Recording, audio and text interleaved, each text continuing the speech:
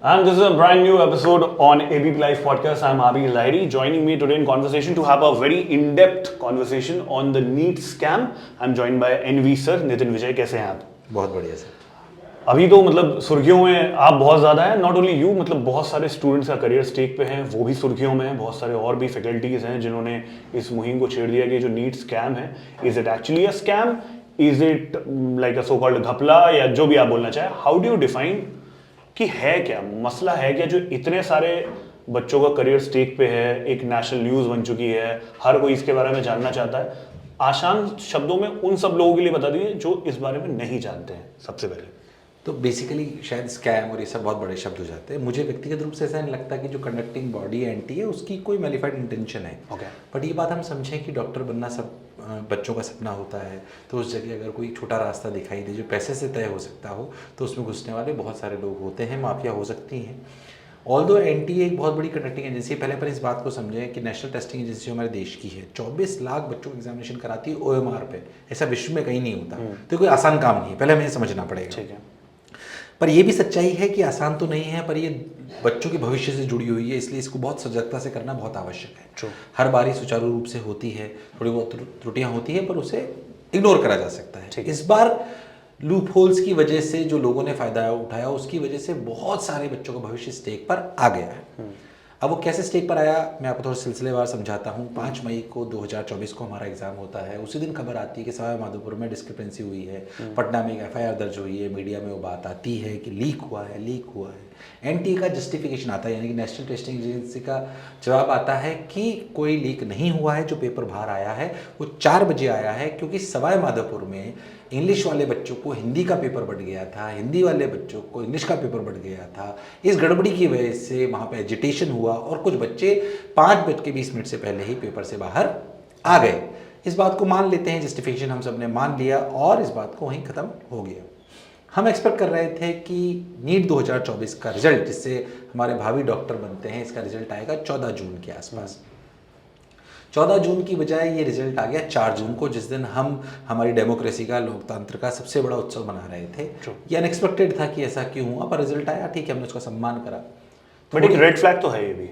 This is red flag, उसकी कोई necessity नहीं थी, पर ठीक है, आ गया तो आ गया. तो उस दिन पर हमें समझ में आया कि एक हमारे पास एक 2-3 पीडीएफ आए बच्चों रिजल्ट के, जिसमें उनके नंबर 718, 719 थे. हमने देखा है तो संभव ही नहीं है, 718, 719 नंबर तो संभव नहीं है, क्योंकि पेपर होता है 720 नंबर का. जो नहीं जानते उन्हें बता दें, बट एनटीए जो कंडक्टिंग बॉडी है, ये बच्चों से 200 सवाल देती है पेपर में, और उसमें से बच्चों को 180 करने होते हैं. हर सवाल 4 नंबर का होता है. 180 सवाल अगर बच्चा पूरे सही करे तो नंबर मिलते हैं 720. अगर कोई बच्चा 179 सवाल सही करे और 180वां सवाल छोड़ दे तो उसके 4 नंबर कम हो जाएंगे, बचेंगे 716. अगर वो 179 सही करे और एक सवाल गलत अटेम्प्ट कर ले तो -1 मार्किंग होती है, तो नंबर हो गए 715. 718, 719 तो हो ही नहीं सकते. जब इस पर रेड फ्लैग लगाया गया, क्वेश्चन पूछा गया, ट्विटर पर हमने डाला. शाम को मेरे पास, मैं अपनी फैमिली के साथ गन्ने का जूस पीने जा रहा था, तो मेरी तो टिपिकल गर्मी बिहेवियर. करेक्ट. तो अच्छा, रात को निकल जाते हैं कभी कभी, ठीक है. तो गन्ने का जूस पीने जा रहा था, टीम का वो आया कि सर ऐसा कुछ हुआ है, तो मैंने कहा इसको पोस्ट डाल देते हैं ट्विटर पे. हमने ट्विटर पे डाल दी, नॉर्मल एक कैजुअल पोस्ट, गाड़ी में ही पोस्ट है, मेरी पहली पोस्ट देखोगे तो पोस्ट डाली, वो एकदम से वायरल हो गई ट्विटर पे. मीडिया ने उसको पिक कर लिया. फिर एनटीए अगले दिन जस्टिफिकेशन आया कि हमने कुछ बच्चों को ग्रेस मार्क्स दिए. ये ग्रेस इसके पहले तो कोई मेंशन नहीं था एनटीए, कुछ मेंशन नहीं था. अब ग्रेस मार्क्स जब की बात है, हमने आज तक ग्रेस, मैं खुद भी आईआईटी से क्वालिफाइड हूँ, तो मैं कोटा की धरती पे पला बड़ा हूँ, वहीं से मैंने पढ़ाई करी. तो उस दर्द को और विद्यार्थी जीवन को मैं बखूबी समझता हूँ, एक शिक्षाविद के रूप में भी और एक विद्यार्थी के रूप में भी. तो हमें लगा कि यार ये कौन सा नया सिस्टम आ गया ग्रेस रूल का, टाइम लॉस के बेसिस पे. तो हमने बोला यार ये टाइम लॉस के बेसिस पे कौन सा रूल है, हमने अभी आज तक सुना ही नहीं, आपके बुलेटिन में कोई मेंशन नहीं है. फिर एक दिन बाद जस्टिफिकेशन आता है नीट का, यानी कि एनटीए का, कि ये हमने क्लैट 2018 में एग्जामिनेशन हुआ था, जिसमें अपेक्स कोर्ट की रूलिंग है, उसके हिसाब से टाइम लॉस का एक फॉर्मूला है, उसके बेसिस पे हमने दिया है. तो हमने पूरी रूलिंग पढ़ी. वो रूलिंग पढ़ी तो मेरे हिसाब से वो जो रूल है वो बिल्कुल नीट के लिए सेट नहीं बैठता. वो बिल्कुल बच्चों के साथ अन्याय है, गलत है. आप चाहेंगे तो मुझे पूरा भी एक्सप्लेन कर दूंगा. और हमें समझ में आया कि गलत है. दूसरी बात, क्लैट जो एग्जामिनेशन जिसका उन्होंने हवाला लिया वो क्लैट एग्जामिनेशन ऑनलाइन होता है, उसमें टाइम लॉस जज करना बहुत आसान होता है, क्योंकि उसमें टाइम लॉस कितना हुआ है डायरेक्ट कंप्यूटर कब ऑफ हुआ पता पड़ जाता है।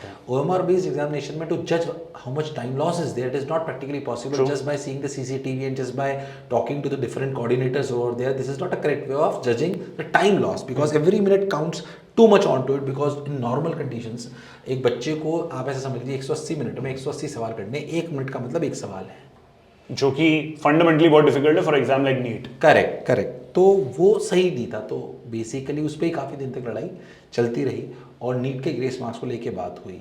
फिर जब रिजल्ट आया तो हमने एक बात और ऑब्जर्व करी, इस बार रैंक्स एकदम से इन्फ्लेट हो गई हैं। फिर वो सारी बातें थी जो दब चुकी थी कि लीक हुआ है, लीकेज हुआ है, वो बिल्कुल सामने आ गई।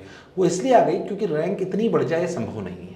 2023 में 20.5 लाख बच्चों ने एग्जाम दिया था, 2024 में संख्या 24 लाख हो गई। मैं मानता हूँ संख्या बल बढ़ा, ये हर साल बढ़ता है इतना, 2.5-3 लाख कोई नई बात नहीं है। पेपर का स्तर बिल्कुल वैसा ही था जैसा अमूमन होता है। अब आपको मैं समझाता हूँ इन्फ्लेशन कैसे हुआ है। 600 के ऊपर जनरल कैटेगरी, जनरल EWS और OBC NCL, इन कैटेगरी के बच्चों को 580-600 के ऊपर अगर नंबर आते हैं तो ये लगभग मान के चलते हैं गवर्नमेंट मेडिकल कॉलेज मिलेगा, विदाउट डोनेशन मिलेगा और अपने आप को सेफ महसूस करते हैं। अमूमन ऐसा होता है, जो कि 40-50 हज़ार सीटें हैं across India, across the nation. तो हम मान के चलते हैं कि बच्चा सेफ महसूस करेगा, हर साल ये 5-5, 7-7 नंबर बढ़ते हैं, दैट इज फाइन। इस साल 600, लास्ट ईयर 2023 में 600 नंबर पर रैंक थी 28,000, इस साल ये रैंक है 81,000। ओ बाप रे, 51,000 से भी ज़्यादा का जंप है, जो हजम नहीं होता एकदम से। इसको अगर आप मैथमेटिकली करेंगे तो it's a growth of 176%, which is fundamentally a very big red flag. हाँ, ये डेटा सपोर्ट नहीं करता। जब NTA से पूछा गया तो NTA ने बोला कॉम्पिटिटिव नेचर है, पेपर आसान था। पहली बात, पेपर आसान नहीं है, लगभग वैसा ही था। कॉम्पिटिटिव नेचर है, क्या देश में इसी साल इतने इंटेलिजेंट बच्चे पैदा हो गए? ऐसा संभव नहीं है। दूसरी बात, अगर ये इन्फ्लेशन यहाँ आया है तो नीचे वाले नंबर में भी होना चाहिए। 200 नंबर पे अगर आप देखोगे तो इन्फ्लेशन सिर्फ और सिर्फ 36% है, क्योंकि 200 नंबर वाला बच्चा सेलेक्ट नहीं होता। भाई जो बच्चे ने चिटिंग करी है वो तो सेलेक्ट होने की प्रक्रिया वाली जगह पे ही जाएगा ना। इन्फ्लेशन उसी जगह पर क्यों है जहाँ पे सिलेक्शन के नंबर्स हैं, ये नीचे क्यों नहीं है अगर इन्फ्लेशन है तो? फिर पटना की FIR को आप देखिए तो उसमें लिखा हुआ है, एक बच्चे ने एक्सेप्ट करा है कि एक रात पहले ही उसको पेपर मिल गया था और पेपर मिलने के बाद उसको अगले दिन जो पेपर मिला वो बिल्कुल सेम था। होटल में जली हुई कॉपी मिली, पटना FIR ने NTA से जवाब मांगा, उन्होंने जवाब नहीं दिया। The similar happened in two Gujarat case also. So these are the things which raises a question. हमने सुप्रीम कोर्ट में याचिका दायर करी, हमारी याचिका पे आगे सुनवाई और होनी है, पर एक सुनवाई में बोला गया जो 1563 बच्चों को ग्रेस मार्क्स दिए गए थे उनको हटा दिया गया।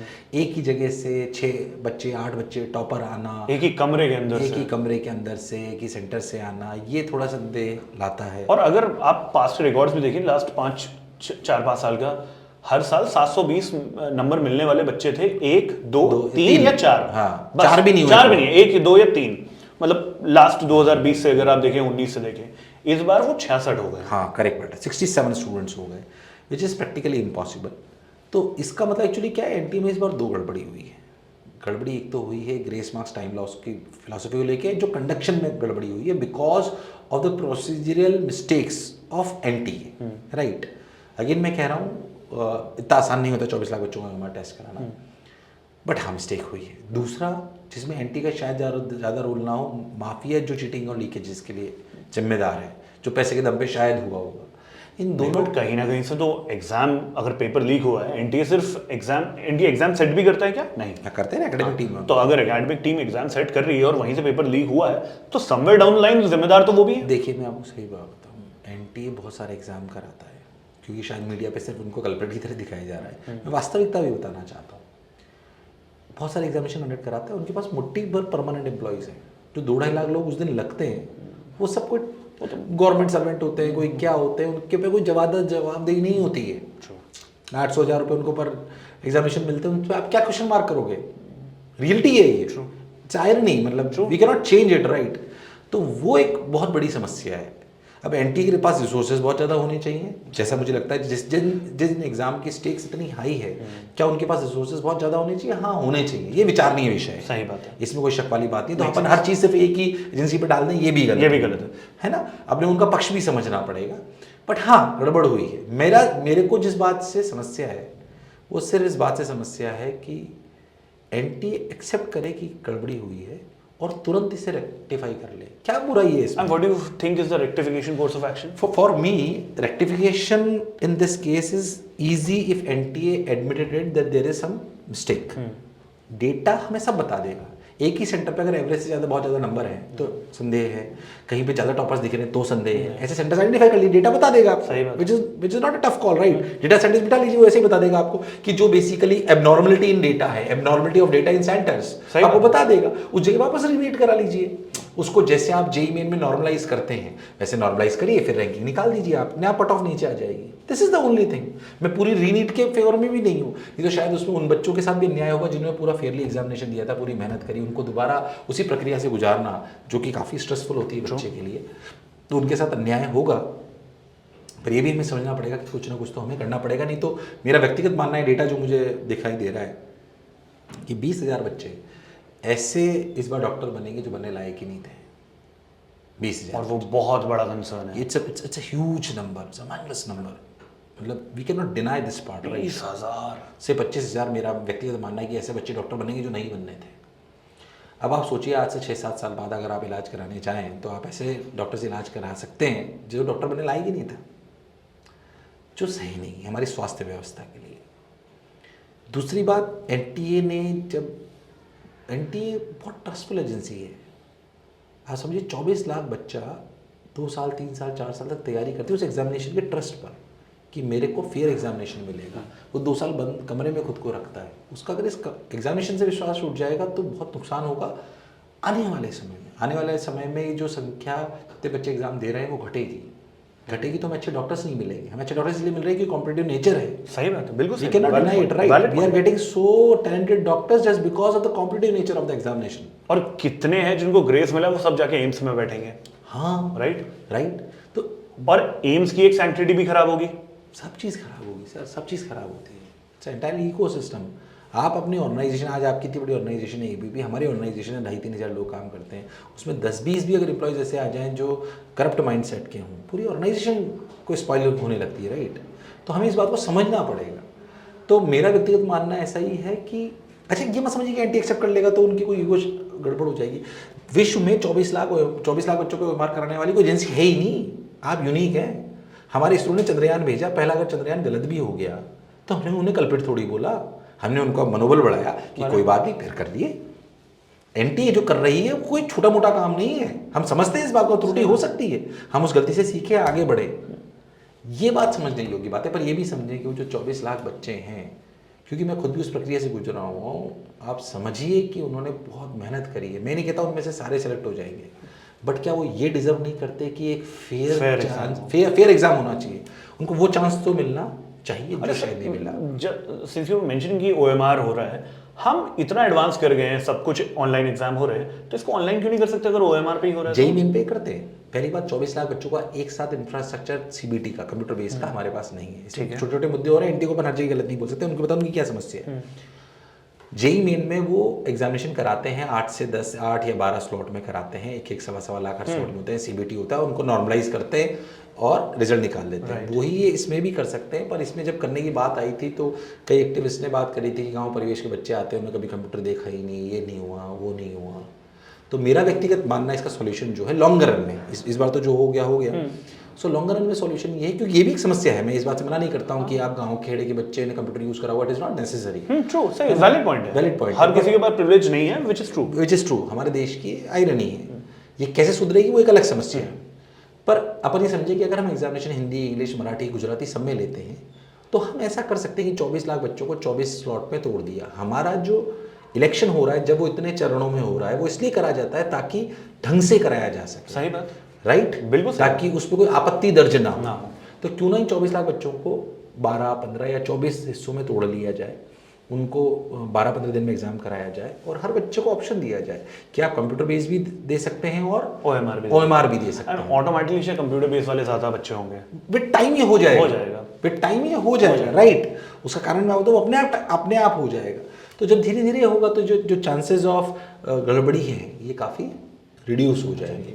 मुझे लगता है फिर भी उनकी और भी समस्याएं होंगी जिसकी वजह से वो सोच पाते होंगे। पर मुझे ऐसा लगता है कि क्योंकि मैं एनटी के ऑफिस गया था, जब एनटी के ऑफिस में गया तो मुझे लगा और इतना बड़ा कंडक्शन वो एजेंसियों को बहुत ज़्यादा एम्प्लॉयज़ नहीं है, ऐसा नहीं कि कोई बहुत बड़ा तो सरकारी भर्ती होना एक प्रोसेस, एक ब्यूरोक्रेसी, वो एक अलग जोन है, इसलिए और भर्तियां हो भी नहीं सकती। और आप सिर्फ साल में 1-2 महीने के लिए इतने लोग हायर कर लो, वो पूरे साल बैठे रहे, बहुत वो सारे भी एक एग्जामिनेशन वो कराते हैं। भर्ती तो उसमें हो सकती है, उसमें बहुत काम होता है सर, पेपर बनना होता है, पूरे साल एग्जामिनेशन होते हैं, मल्टीपल एग्जामिनेशन हो रहे होते हैं, एक तो एग्जामिनेशन नहीं हो रहा है ना, ऐसा नहीं कि उनके पास काम नहीं है, but I think allotment of resources should be on the higher side.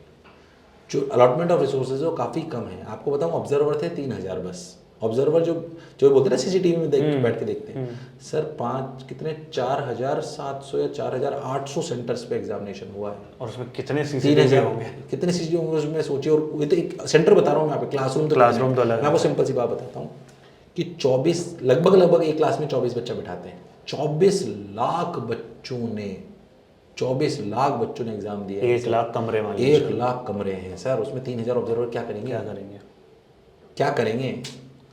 मतलब जो हम कह रहे हैं वो हमें हर तरीके की समस्या को समझना पड़ेगा, पर हमें ये भी समझना पड़ेगा कि हम बहुत कोमल हृदय के हमारे बच्चों के साथ डील कर रहे हैं, और उनकी मनस्थिति समझना बहुत इंपॉर्टेंट है। क्योंकि जब वो 2 साल तैयारी करता है तो उस तैयारी का जेन्युइन एग्जामिनेशन होना तो बहुत आवश्यक है।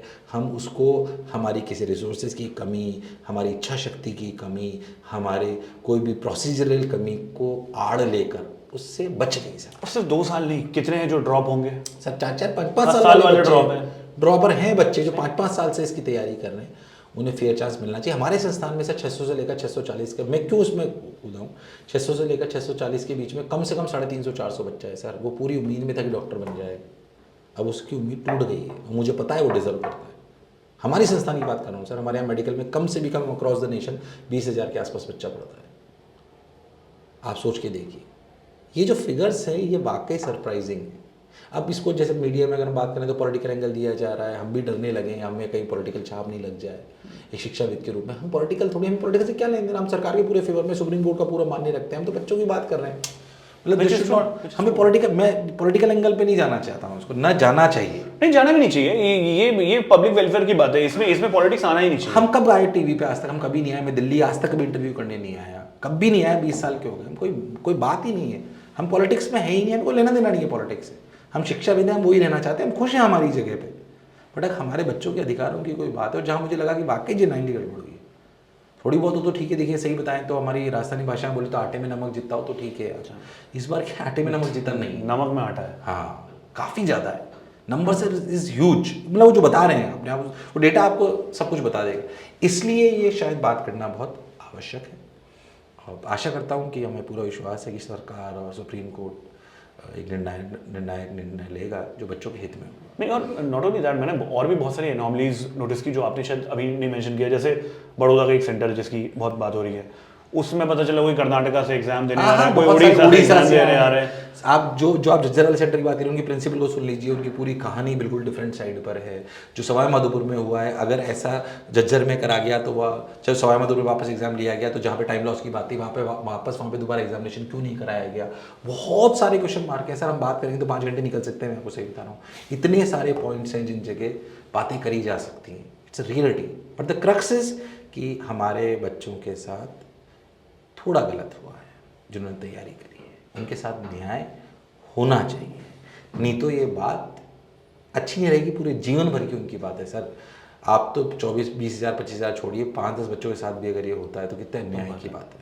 और अब वो भी हम एक ऐसे सेंसिटिव टाइम में जी रहे हैं जहाँ पे, मतलब सॉरी टू से बट मतलब it's a trigger warning, but a lot of people harm themselves, a lot of kids harm themselves क्योंकि उनके एग्जाम नहीं आ रहे हैं। आप कोटा में रहते हैं, कोटा सुसाइड एक फिनोमेना बन चुका है, स्पेशली जहाँ पे मेंटल हेल्थ इतनी ज़्यादा इम्पैक्ट हो रही है बच्चों की पढ़ाई के प्रेशर के साथ।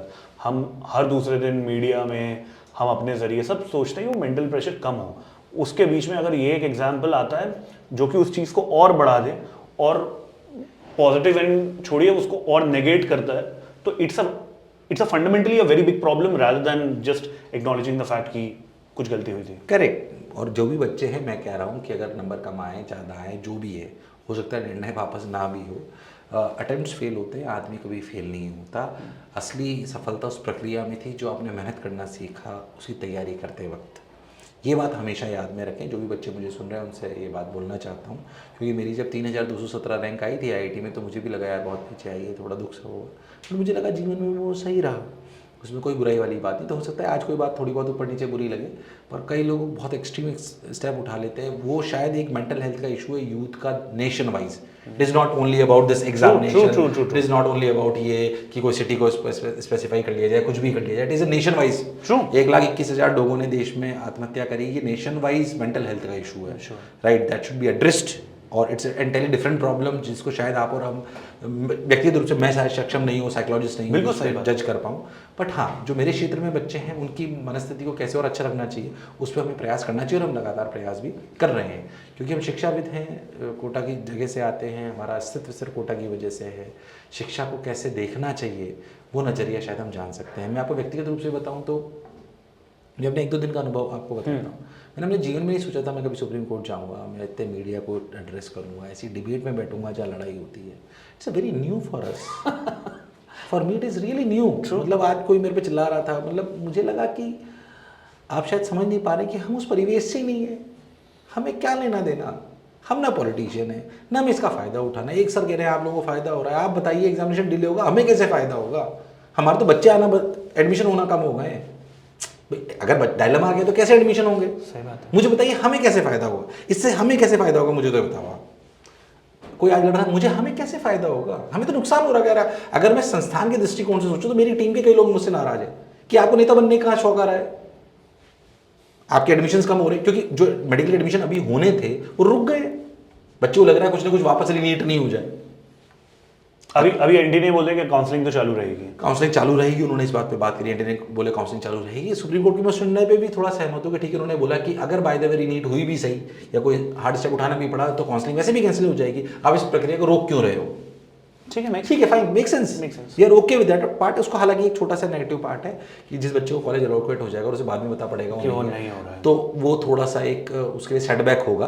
बट जो भी बच्चे मुझे सुन रहे हैं वो ये ध्यान रखें कि काउंसलिंग कर रहे हैं तो अच्छी बात है, पर अगर कुछ भी हार्ड स्टेप आता है तो फिर अगेन उस प्रक्रिया में वापस जाने के लिए मेंटली थोड़ा तैयार रहे। अच्छा, एक और जो मैं जब मीडिया रिपोर्ट्स देख रहा था, कई चीज़ देख रहा था, कईयों को ग्रेस मार्क मिले हैं और कईयों को नहीं मिले हैं। भले ही वो लेट थे, टाइम उनका भी टाइम लैप्स हुआ, लेकिन उनको ग्रेस मार्क्स नहीं मिले। इसका कोई जस्टिफिकेशन एनडीए की तरफ से आया? हाँ, वो तो 1563 बच्चे थे जिनको ग्रेस मार्क्स दिए गए। ये वो बच्चे थे जिन्होंने हाई कोर्ट में अपील कर दी थी कि हमारा टाइम लॉस हुआ है। पर सोचिए कितना सा बच्चा हाई कोर्ट जाता है सर, गांव परिवेश में बच्चा थोड़ी हाई कोर्ट जाता है। बाकी सब बच्चों ने तो लोकल अथॉरिटी को कंप्लेन करी थी। अगर आपको 1563 बच्चों को ग्रेस मार्क्स देने थे तो या तो उन सबको देते जिन्होंने लोकल अथॉरिटी को कंप्लेन करी थी। अब आपने उन 1563 को ये चांस दे दिया है कि आप दोबारा एग्जाम दीजिए, तो ये चांस उनको भी मिलना चाहिए जिन्होंने लोकल अथॉरिटी को कंप्लेन करी थी। यही पहला अन्याय हो गया है। सही बात है भाई, जिन्होंने लोकल अथॉरिटी को कंप्लेन करी थी, सर आज मेरे को तकलीफ होगी तो सबसे पहले तो मैं मेरे कलेक्टर के पास ही जाऊँगा ना, या मैं मेरे नॉर्मल प्रिंसिपल के पास ही जाऊँगा ना। मैं कोई हाई कोर्ट थोड़ी जाऊँगा। मैंने अपनी कंप्लेंट रजिस्टर कर दी और इस उम्मीद में 11th-12th पास किए, उनको क्या पता है? उसको भी नहीं पता होता सर। मैं आपको कह रहा हूँ, मैं पहली बार सुप्रीम कोर्ट आया, मेरे लिए कोर्ट में पाँव रखना बहुत मुश्किल था। मुझे सोच के अजीब सा है हमारे लिए। हम तो कितने, मैं खुद 40 साल का हो गया हूँ, मैं द टाइम्स शिक्षा पे काम कर रहा हूँ, अच्छी खासी बड़ी ऑर्गेनाइजेशन चला रहा हूँ। हमें क्या मतलब, हम पे कोई क्यों केस करेगा? आप अगर कोई हमसे बोले हम क्या, हमारा कोई सब, हमारी किसी दुश्मनी नहीं होती। हम तो सही बताएं तो मैं आज बच्चों को बोला था, हम तो हमारा जीवन ना बहुत फेरी टेल में चलता है। हम लगभग खुशियों के साथ ही जी रहे होते हैं, क्योंकि बच्चे ऑलमोस्ट सब बच्चे अच्छी जगह पहुंच रहे होते हैं। मैं आपको ईमानदारी की बात बताऊं तो मतलब बहुत अच्छा टाइप का जीवन है हमारा। मतलब ये जो भी मैं 2-3 दिन से व्यक्तिगत रूप से देख रहा हूँ, ऐसा मैंने कभी देखा नहीं है। मेरे लिए बहुत नया है ये व्यक्तिगत रूप से। मतलब मैं अंदर से मैंने देखा कि अच्छा इस तरीके से भी सोचा जाता है। फिर वहाँ जब सुप्रीम कोर्ट में जाके खड़े होते हैं तो कोई लॉयर ऐसे बोल रहा होता है, ऐसे बोल रहा होता है कि अच्छा ऐसे भी सोचा जा सकता है, which is very new for us. True. आप अपन इस बात को समझे, मतलब हमारे लिए नया कोई मतलब कोई रोज करने वाली चीज़ नहीं है। तो वो डिफरेंस है। खैर वो एक अलग एस्पेक्ट है, बट हाँ मुझे लगता है कि सब अच्छा हो। बट अभी एक फेयर ऑप्शन अगर देखा जाए इस पूरे चीज़ को, पूरे जो भी स्कैम बोले या जो भी मिसहैप हुआ है, इसको अलाइन करने के लिए 1563 लोगों के तो री एग्ज़ाम हो रहे हैं, लेकिन जो बाकी हैं उनके लिए अभी सुप्रीम कोर्ट ने कुछ क्लैरिटी तो अभी तक नहीं दी है। What do you think will be the best possible outcome? For me best outcome solution वही है जो मैंने पहले ही बोला, दोबारा रिपीट करता हूँ कि डेटा की मदद से एनटीए को रॉन्ग डूइंग वाले सेंटर्स को आइडेंटिफाई करना चाहिए, उन जगह रीनीट कराना चाहिए, उनके स्कोर्स को वापस नॉर्मलाइजेशन स्कोर से कर वापस रिजल्ट बना देना चाहिए। ये पॉसिबल है, ये बेस्ट सॉल्यूशन है। इसमें जिन्होंने फेयरली एग्जामिनेशन दिया था उनके साथ भी अन्याय नहीं होगा और जिनके साथ अन्याय होगा वो वापस एग्जामिनेशन देने का उनको चांस मिल जाएगा। That is the best way. पर अगर ये एनटीए नहीं कर पाता है तो शायद पूरा एग्जामिनेशन वापस करना ही एक समाधान है। और अगर हम इस बात को एड्रेस नहीं करते हैं तो इस साल जो मैं आपको नंबर बोल रहा हूँ उतना अन्याय हो चुका है। The damage has been done. 20,000 doctor मेरे हिसाब से और ज़्यादा हो सकते हैं, ज़्यादा कम तो नहीं होंगे। हाँ, क्योंकि वो इन्फ्लेशन डेटा ही बता रहा है ना आपको, किसी भी लेमैन को बता देगा। कोई हम गलत बात तो बोल नहीं रहे। एक तो हम बोलते रहे कि हुआ है, डेटा बता रहा है, एफआईआर के प्रूफ बता रहे हैं, ये सब सिंक हो रहा है। 4 जून को रिजल्ट आ गया है, एक ही जगह से सेंटर पे हैं, डेटा लीकेज पे बात नहीं करी जा रही है। एक ही सेंटर से कितने इतने सारे टॉपर्स आ सकते हैं, उस डेटा को क्यों नहीं लीक करा जा रहा है? क्या अपने को लगता है इतने सारे सवाल हों और फिर भी कुछ ना हुआ? और फॉर द फर्स्ट टाइम ऐसा मैं सुन रहा हूँ कि एक इतनी बड़ी एजेंसी है वो कोई स्टैंड ही नहीं ले रही है, वो रोज आके बस नकार दे रहे हैं, जो कि एक मतलब पब्लिक आई में एक बहुत बड़ा रेड फ्लैग है। मुझे I am surprise to see that. मैं इतनी बड़ी एजेंसी को खैर मैं क्या सलाह दे सकता हूँ, वहाँ बहुत बड़े ब्यूरोक्रेट्स बैठे हुए हैं। बट मैं ये कहना चाहता हूँ कि जब वो कोई पेपर सेट करते हैं तो बच्चे से पूछते हैं ना, आपको कोई सवाल गलत तो नहीं लग रहा? अगर 10,000 30,000 बच्चे बोलते हैं कि हाँ ये गलत लग रहा है, तो उसको रिव्यू करते हैं और गलती होती है तो मान लेते हैं। तो ये होता है, बिल्कुल होता है। तो इसमें कहाँ डिस्ट्रस्ट होता है एनटीए पे, बल्कि ट्रांसपेरेंसी लगती है। अगर आज किसी सेंटर में गड़बड़ी हो गई, एक नोटिफिकेशन आ जाए, we found that these centres are not up to the mark of conducting the examination, we consider them rejected, again exam will be conducted over there on this date and will declare the result. True, fine, that makes sense, everybody accepted, किसी को कोई problem नहीं होगी, कोई problem नहीं होगी। और ये मैं तो कह रहा हूँ ये मेंटेलिटी हमारे बच्चों में भी होनी चाहिए, ताकि अगर कहीं गड़बड़ी हो रही है तो पहले ही रिपोर्ट कर दें, क्योंकि उन्हें पता है दोबारा देना पड़ जाएगा। It's a responsibility not on the coordinators, on the stakeholders over there also, right? True, बिल्कुल सही। जो stakeholders है, जो पेपर देने आ रहे हैं, जो पेरेंट्स हैं, उनकी भी जिम्मेदारी है कि एक पेरेंट की गलती की वजह से अगर उसने कोई इन्फ्रिंजमेंट कर लिया, वो गलत जगह पे चला गया, सेंटर के अंदर घुस गया, तो पेपर दोबारा होगा। तो लोग नहीं करेंगे, right? Make sense, valid point. ये बातें हमें समझनी पड़ेंगी और हमें एंटी का भी पक्ष रखना पड़ेगा। उन्हें सिर्फ गलत ठहराने से बात नहीं बनेगी, उन्हें समझना पड़ेगा। मैं इसलिए बात बोल रहा हूँ कि मैं प्रभावित हूँ जो प्रक्रिया अपनाई जाती है। ऐसा नहीं है 24 लाख बच्चों को जब एग्जामिनेशन करें, मुझे नहीं पता था कि वो प्रॉपरली पहले बॉक्सेस में बैंक्स में पेपर्स आते हैं, वो उन पे जीपीएस लॉक्ड होते हैं, जीपीएस की कीज एनटी के पास होती है। जब वो एग्जामिनेशन सेंटर पे जाती है तब वो एनटीए खोलती है। बहुत सारे एहतियात बरते जाते हैं, सीसीटीवीज वाकई लगाए जाते हैं। हाँ, ह्यूमन रिसोर्सेज का हमारे पास एरर है, ह्यूमन रिसोर्सेज की कमी है एनटीए के पास। अब ये तो जाहिर सी बात है कि रिसोर्सेज तो उन्हें ज़्यादा देने पड़ेंगे उनकी महत्ता को समझते हुए। और एक एग्जाम नहीं है, इतने सारे एग्जाम्स कंडक्ट हाँ, कराते हैं। तो अलग अलग एजेंसीज बनाइए कि तुम्हारा काम सिर्फ नीट करना है, एक ही पूरे साल में एक ही बार कराओ। अगर आपको लग रहा है इतने सारे बच्चों को जैसा पहले होता था, इससे पहले कराइए, उसमें क्या बुराई है? That is not an issue, open कर सकते हैं अच्छे से। Make sense. आप इतने साल से पढ़ा रहे हैं, मतलब अब नीट को छोड़ के अलग किसी पे बात करते हैं, मतलब थोड़ा बहुत अंडरटोन्स रहेंगी।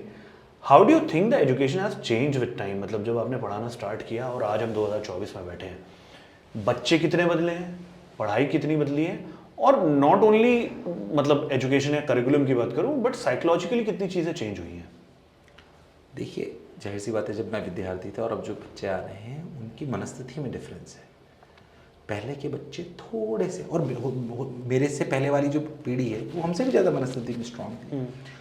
हम परिवेश को, शिक्षा को ले जा रहे हैं थोड़ा और कि बच्चे पे स्ट्रेस न डले। आपने और हमने स्कूल में मार खाई थी, हमारे पिताजी और ने छड़ी खाई थी, सही बात है, राइट? आप देखिए उनकी मनस्थिति स्ट्रांग है। मैं कोई मानने के फेवर में नहीं, हाँ, do not take so the point is, हमने क्या करा कि बच्चे को स्ट्रेस मत दीजिए। हमने हमारी स्कूल प्रणाली को बहुत आसान करते गए, बच्चे पे स्ट्रेस नहीं आया। बट आप एक बात समझिए, आज नहीं तो कल जब वो रियल लाइफ में जाएगा स्ट्रेस तो आएगा। अगर आप उसे कॉम्पिटिटिव एग्जामिनेशन नहीं दिलाओगे तो रियल लाइफ में आएगा, रिलेशनशिप में आएगा जरूर, ये बात सच्चाई है। और तब डील करने की ताकत नहीं रहेगी, तब उसमें उसको हार पचानी नहीं आती है, उसे कंपैरिजन झेलने की आदत नहीं है, उसे हल्की फुल्की बैक बाइटिंग की आदत नहीं है, उसे सिर्फ रोजी पिक्चर दिखाई जाती है स्कूल्स में। Oh your kid is so smart, oh your kid is so bright, every private school says the similar lines. Why?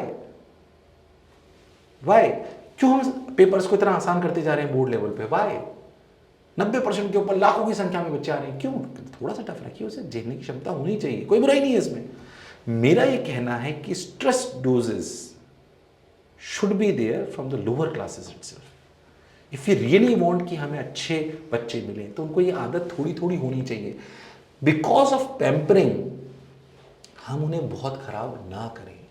मेरा व्यक्तिगत मत है, मैं नहीं बोल रहा हूँ पीटीआई, नहीं बिल्कुल नहीं, बट स्ट्रेस की डोजेस थोड़ी सी तो होंगी, इसमें कोई बुराई वाली बात नहीं है। हम क्यों सिर्फ यूएस कल्चर को ही अपनाएं?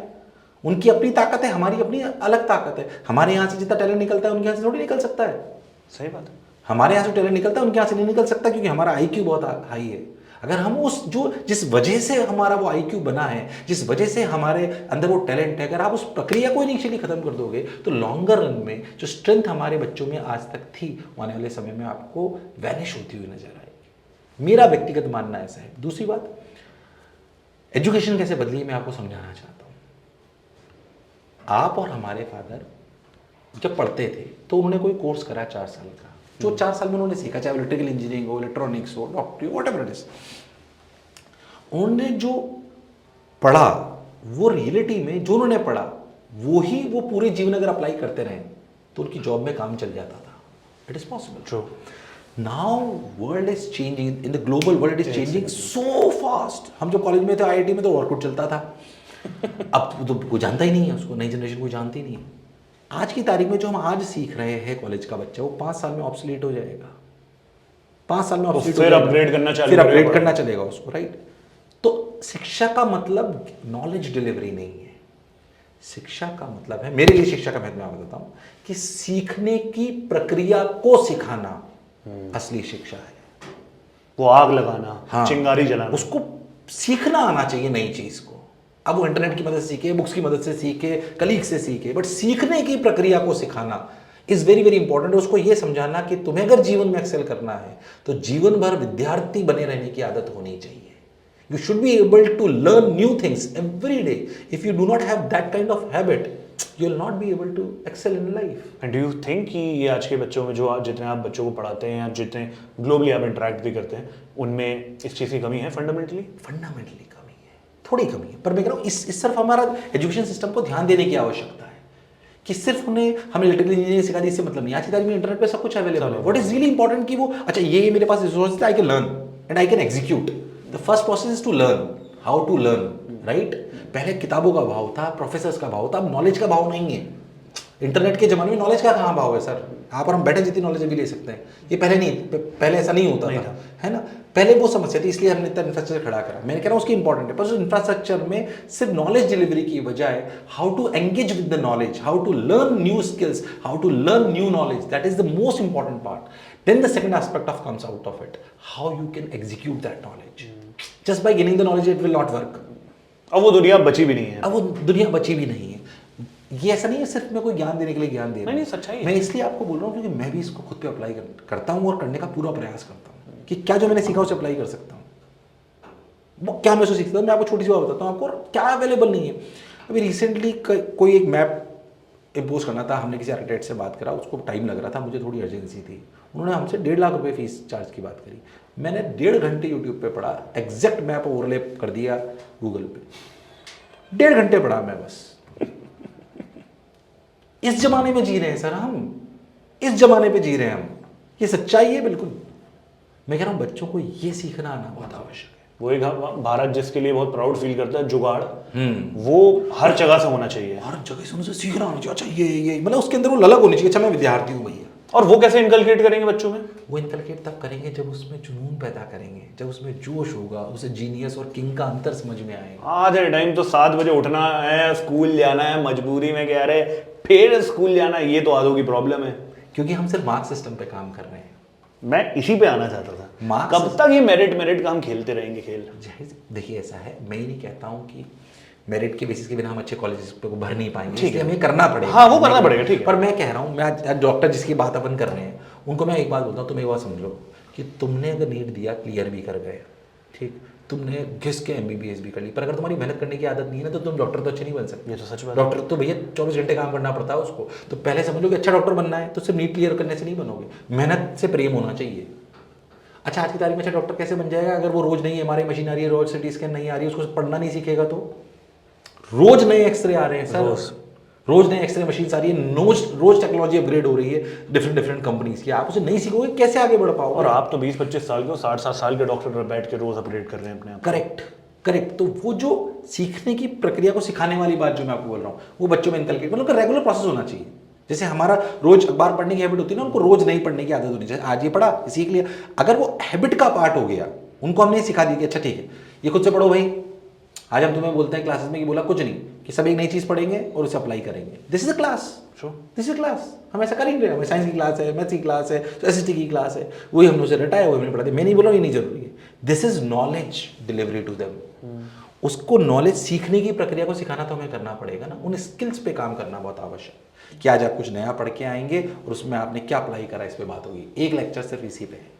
क्या 6 घंटे के स्कूल में 1 घंटा इस बात पे नहीं हो सकता? बिल्कुल हो सकता है। क्या I have learn this new thing, I will teach to everybody. Wow, actually what a nice concept है। हाँ करेक्ट। हर बच्चा एक दिन, जैसे वो होता था ना, मतलब आई डोंट नो कई लोग रिलेट कर पाएंगे नहीं, स्कूल में हर दिन एक किसी को बोला जाता था आज मॉर्निंग न्यूज आप पढ़ के आओगे या थॉट ऑफ द डे आप पढ़ोगे। हर दिन एक ही ड्यूटी लगती थी।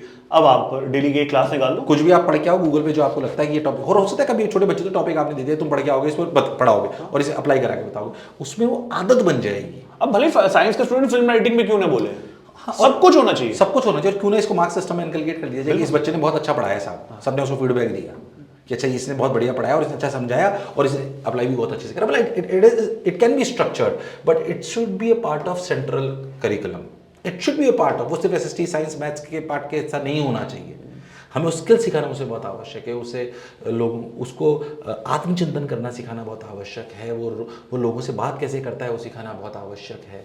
क्यों हमारा बच्चा अकेला रह जाए ये हमें उसे सिखाना बहुत आवश्यक। मतलब there are so many things जिस पे हमें डेवलपमेंट क्या आते हैं, जो धर्रे पे चलने वाली चीज़ें हैं। उनमें से क्या रखना है क्या हटाना है ये विचारणीय विषय है। उसमें से क्या रखना है क्या हटाना है वो विचारणीय विषय है, जो बहुत पुराना हो चुका है, जिसकी अब कोई वैल्यू नहीं है। उस एब्सोल्यूट कंटेंट को हमें हटाना पड़ेगा और नए को ऐड करना पड़ेगा। और ये कोई एक दिन की प्रक्रिया नहीं कि हमने आज करा 10 साल बाद सुधारेंगे। जब 5 साल में हर कंटेंट ही ऑब्सोल्यूट हो रहा है तो ये तो मतलब अगर वो पुराना सीखना भी है तो रिसर्च के पॉइंट ऑफ व्यू से सीख सकता, बिल्कुल जाए, सब सीखे। सबके पास इंटरनेट एक चुटकी में है, सब सीख सकते। जिसको वही बात है, अगर सीखने की चाह होगी और ला होगी तो वो सब कुछ आराम से सीख जाए। सब कुछ कैसे है। टीचर का कितना इंपॉर्टेंट रोल है? How has teaching changed from your time to now? मतलब आज की डेट में जितना मैंने ऑब्जर्व किया है, टीचिंग बस एक नौकरी बन के रह गया है। आज से कुछ साल पहले तो मतलब except a few exceptions are always there, but in general अगर आप स्कूल में जाएं, कॉलेजेस में जाएं, मैं कुछ दिन पहले भी किसी से कॉन्वर्सेशन कर रहा था and he also correctly mention that कि अब जो पैशनेट, जो पहले teacher as a teaching, nursing, ये कुछ ऐसे प्रोफेशन से जो लोग पैशन से घुसते थे, बहुत सम्मान था। आज की डेट में वो सम्मान सिर्फ 1 या 2% टीचर्स के पास है। बाकी के पास है कि भैया अभी नौकरी कर रहे हैं, थोड़े दिनों में किसी सरकारी नौकरी की तैयारी भी चलती रह रही है। अभी एक अपन ने स्कूल में टीचिंग चालू कर दिया, कॉलेज में असिस्टेंट प्रोफेसर बन चुके हैं, अब बढ़िया अपन एक सरकारी नौकरी की प्रिपरेशन करने बैठ गए, यूपीएससी की प्रिपरेशन कर रहे हैं। ये माइंडसेट चेंज होने की जरूरत तो है ना सर? बिल्कुल है। देखिए मैं ये नहीं कहता हूँ कि जितने बच्चे हैं उन बच्चों को सबको पढ़ाने वाले पैशनेट टीचर्स मिलना, मैं रियलिटी बताऊँ ये यूटोपिया है। हाँ मतलब इम्पॉसिबल सा टास्क है, क्योंकि टीचिंग बहुत डिमांडिंग है, बहुत एफर्ट लगता है sir. It is not a 10 to 7 job. True, I am educator, that is why I know that. आपको सुबह से लेकर शाम तक अगर पढ़ाना है उतने पैशन के साथ साथ, तो दिल से उसे प्रेम होना चाहिए, जो मुझे लगता है सबके पास होगा। तो कईयों के लिए वो करने का प्रकल्प पैसा है, कईयों के लिए मजबूरी है, कईयों के लिए वो सम्मान की बात है, कईयों के लिए वो जुनून है। पर इसको नैतिकता के आधार पर बांध कर, मोटिवेट करके इसके स्तर को बढ़ाया जा सकता है। हम ये नहीं कहते कि इसे ज़ीरो करा जा सकता है। जो अच्छे टीचर्स हैं वो अच्छे से पढ़ा पाएँ, इसके लिए टेक्नोलॉजिकल टूल्स से उनको इक्विप करना चाहिए। ये बहुत महत्वपूर्ण है। हम हमारे टीचर्स को बहुत अच्छे से ट्रेन करते हैं, उनको टेक्नोलॉजिकल टूल्स देते हैं, उससे उनको पढ़ाने में आसानी होती है। जब वो आसानी होती है तो डिलीवरी पे ज़्यादा फोकस कर पाते हैं और वो मोटिवेटेड भी रहते हैं। समवेयर डाउन द लाइन वो मोटिवेटेड भी करते हैं। जैसे मान लीजिए आज की तारीख में हमारे यहाँ पे टीचर को फीडबैक सिर्फ बच्चे का ये नहीं आता है कि बच्चा ये फीडबैक दे कि अच्छा सर ने टाइम पे आते हैं, अच्छा पढ़ाते हैं।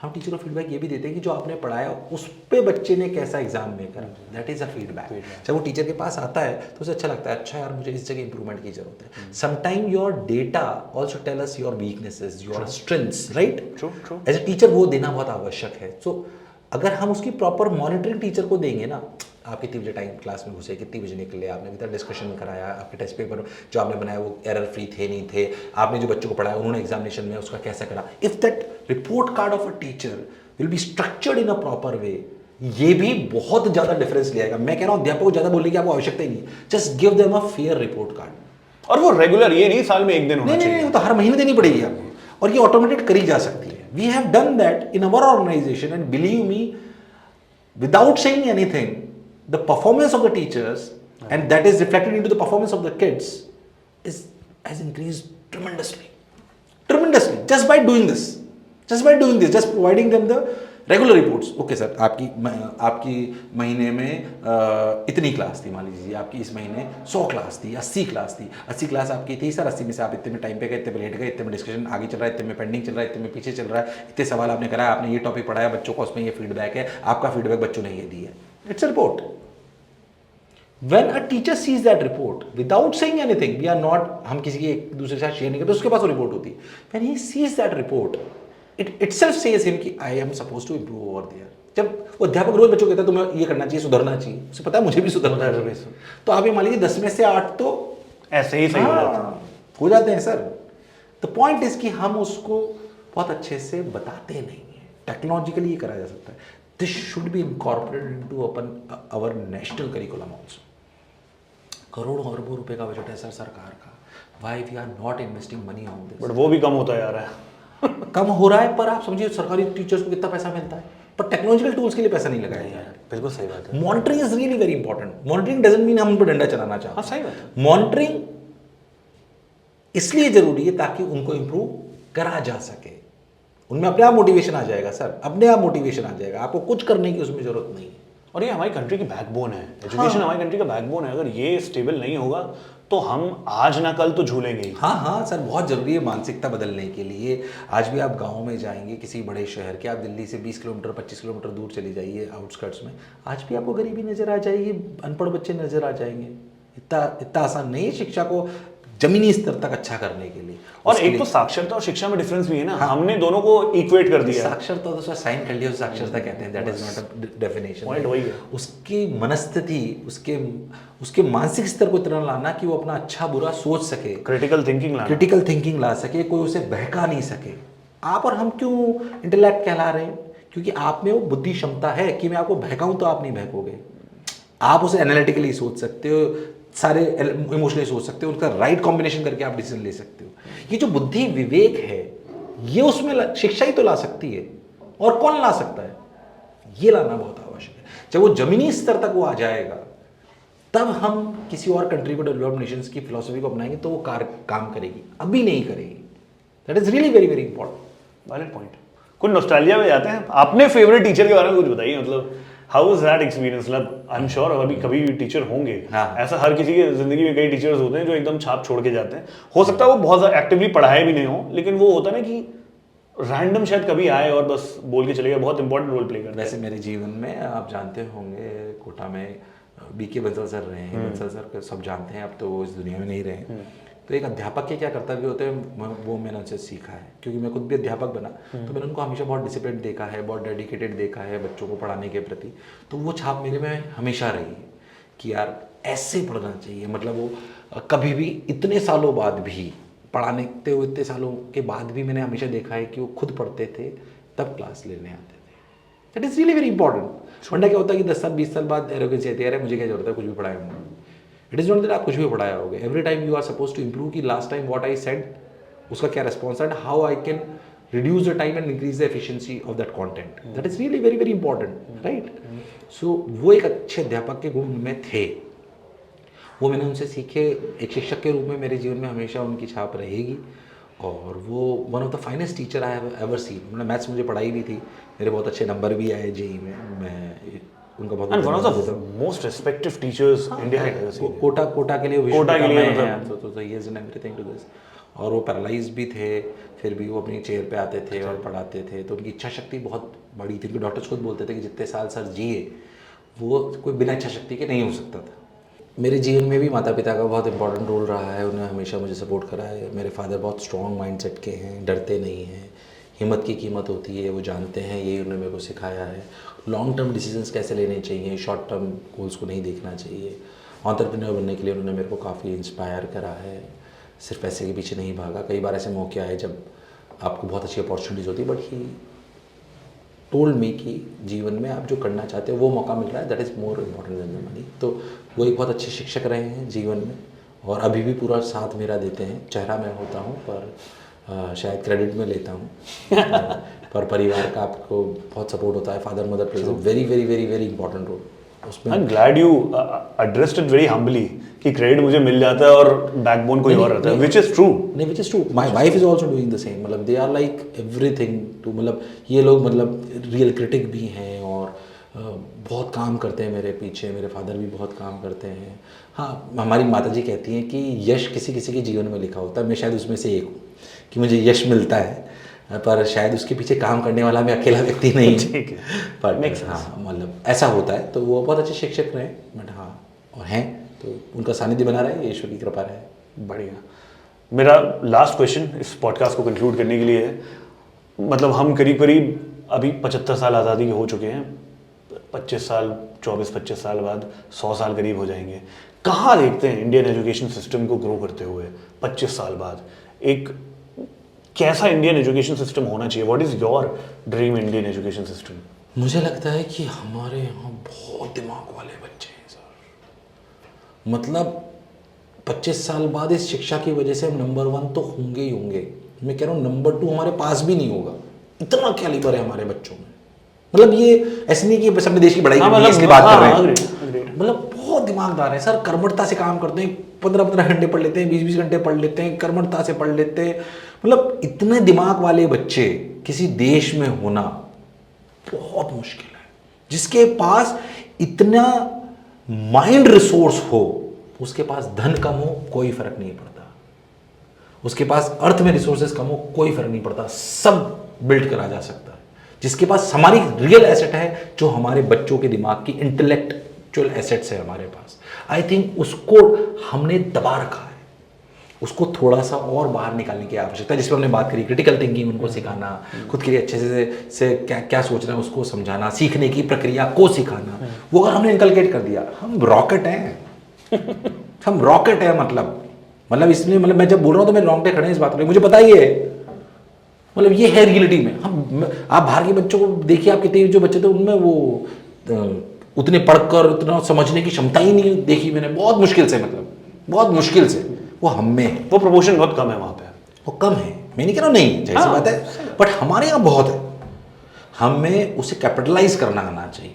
जो भी शिक्षा व्यवस्था को देख रहा है, मुझे लगता है कि शिक्षा व्यवस्था में कुछ और ऐसे लोग भी होने चाहिए जो शिक्षाविद भी हों, जो शिक्षा को जानते हैं, उनको अपने को समझाने की बहुत आवश्यकता है, जो रियलिटी में उसमें जानते हैं शिक्षा को ऐसे बदला जा सकता है।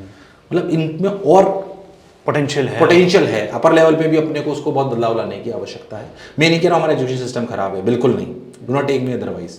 क्या इसमें सुधार की आवश्यकता? सर अगर खराब होता तो यहाँ तक देश नहीं पहुँच रहा होता, ये मैं आपको बता दूँ। पर क्या इसमें और सुधार करके और बढ़िया करा जा सकता है? बिल्कुल करा जा सकता है। हमारे इतने बढ़िया एग्जामिनेशन होते हैं, प्रेस्टिजियस होते हैं, उनकी वैल्यू है, इतने सारे IITs डॉक्टर्स हमारे यहाँ से ले जाए जाते हैं, क्यों? क्योंकि पता है कि इंटेलिजेंट है।